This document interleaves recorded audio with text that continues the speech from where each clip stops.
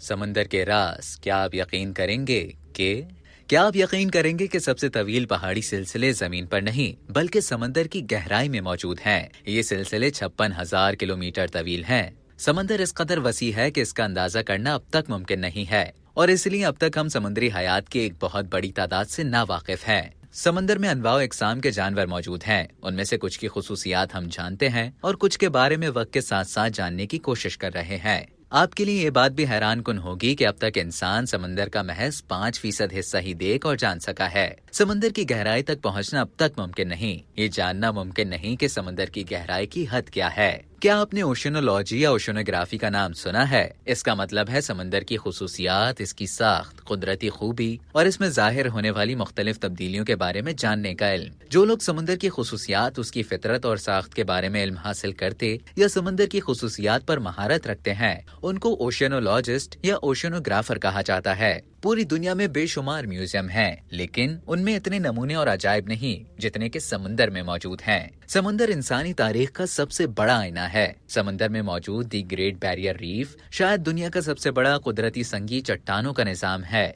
ये 900 जज़ायर पर मुश्तमिल है जो तकरीबन 3,44,400 किलोमीटर मुरब्बा के इलाके में 200 किलोमीटर तक फैले हुए हैं। ग्रेट बैरियर रीफ को खलस से भी देखा जा सकता है। ये दुनिया का वाहिद सबसे बड़ा ढांचा है जो जिंदा इज्साम ने बनाया है। चट्टानों को अरबों नन्हे इज्साम ने तरतीब दिया है जो कोरल पल्प कहलाते हैं। अब तक के लिए इतना ही। मज़ीद इसी तरह की मालूमात हासिल करने के लिए टेलीजंग के YouTube चैनल को सब्सक्राइब करें और Facebook के पेज को लाइक करना ना भूलें।